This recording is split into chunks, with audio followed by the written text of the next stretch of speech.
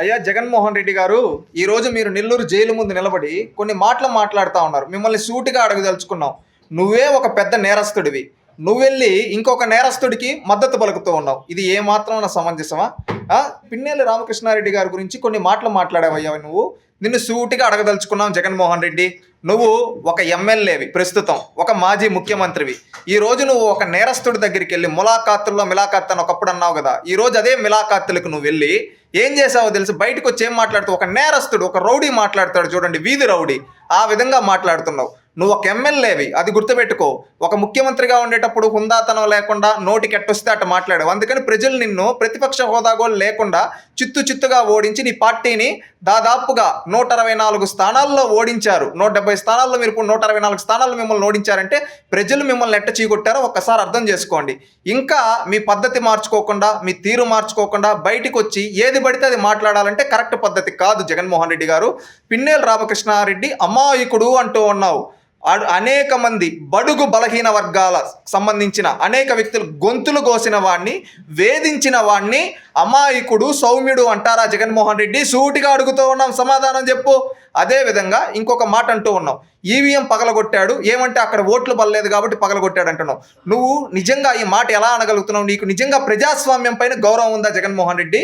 ప్రజాస్వామ్యంలో ఒక ఈవీఎం పగలగొట్టడం అనేది అతిపెద్ద నేరం. అలాంటి ఈవీఎం పగలగొట్టిన వ్యక్తిని, అడ్డంగా దొరికిపోయిన దొంగని ఈరోజు వెనకేసుకొని మాట్లాడుతున్నావంటే నువ్వు ఎమ్మెల్యేగా కూడా అనర్వుడివి. ఈ రాజకీయాల్లో ఉండడానికి కూడా నువ్వు అనర్వుడివి. అది గుర్తుపెట్టుకో జగన్మోహన్ రెడ్డి. ఇంకొక మాట అన్నావు, ఏమన్నావో తెలుసా? మేము హెచ్చరిస్తున్నాం చంద్రబాబు నాయుడు. ఏముంది, ఎందుకు హెచ్చరిస్తావు? రౌడీలను జైల్లో పెట్టినందుకు, భూ కబ్జాలు చేసిన వాళ్ళందరినీ మందలించి పేదవాళ్ళకి భూములు ఇస్తూ ఉన్నందుకు నువ్వు హెచ్చరిస్తావా? ఏం మాట్లాడుతున్నావు అసలు? నువ్వు ఒక రౌడీలా మాట్లాడుతున్నావు. మారు, నువ్వు ఒక శాసనసభ్యుడివి, అది గుర్తుపెట్టుకో. అది గుర్తుపెట్టుకొని మాట్లాడితే గౌరవం ఉంటుంది. లేదు, నేను ఇట్టే మాట్లాడతా, నా తీరింతే. ఎందుకంటే మా తాత రాజారెడ్డి పెద్ద రౌడీ, బ్రిటిష్ వాళ్ళ కాడ పాలిగాడుగా పనిచేసిన రౌడీ, మా నాన్న రౌడీ, నేను రౌడీని, నేను రౌడీలాగే ఉంటా అంటే తెలుగుదేశం ప్రభుత్వంలో చట్టం తన పని తాను చేసుకొని పోతుంది. రౌడీలు జైల్లో ఉండాలి, మంచి వాళ్ళు బయట ఉండాలి. ఇది తెలుగుదేశం పార్టీ సిద్ధాంతం.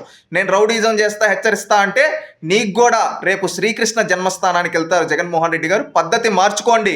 మీకు నిజంగా చిత్తశుద్ధునుంటే పిన్నెల్లి రామకృష్ణారెడ్డి చేసిన తప్పుకి నువ్వు మద్దతు పలకుండేవాడివి కాదు. నువ్వు మద్దతు పలుకుతున్నావంటే ఈరోజు ఏంటంటే నువ్వు ఇంకా పెద్ద రౌడీ అయి ఉంటావు. అందుకని చెప్పి మారు. ఎందుకంటే ఇన్నేళ్లలో నువ్వు ఈరోజు వచ్చి మీడియా ముందు ఎట్లా పడితే అట్లా మాట్లాడుతున్నావు కదా జగన్మోహన్ రెడ్డి. గతంలో 5 ఏళ్ళు నువ్వు ముఖ్యమంత్రిగా ఉండేటప్పుడు ఒక్క రోజన్నా ప్రజా సమస్యల గురించి ఇలా మాట్లాడావా? మాట్లాడలేదే. ఈరోజు మాత్రం నీ బినామీ, నీ తోటి రౌడీ ఈరోజు తప్పు చేసి జైలుకి వెళ్తే మాత్రం బయటకు వచ్చావే. నీ పెత్తందారి బుద్ధి బయట పెట్టించుకున్నావే.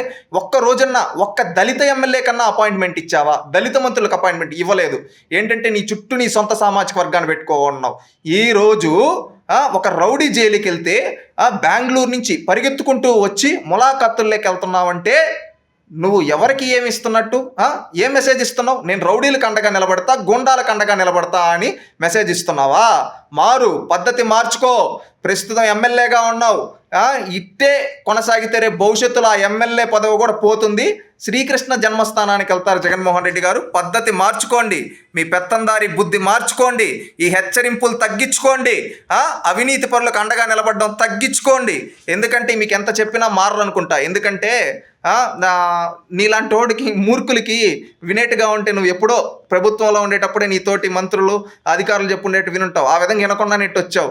ఇంకా ఇట్టే పోతే భవిష్యత్తు ఉండదు. మారు, హుందాతనంగా ఉండు, గౌరవంగా ఉండు, ఒక ఎమ్మెల్యేవి, అది గుర్తుపెట్టుకొని మాట్లాడు. వీధి రౌడీలా మాట్లాడద్దు. ఫైనల్గా చెప్పేది నీకు అదే.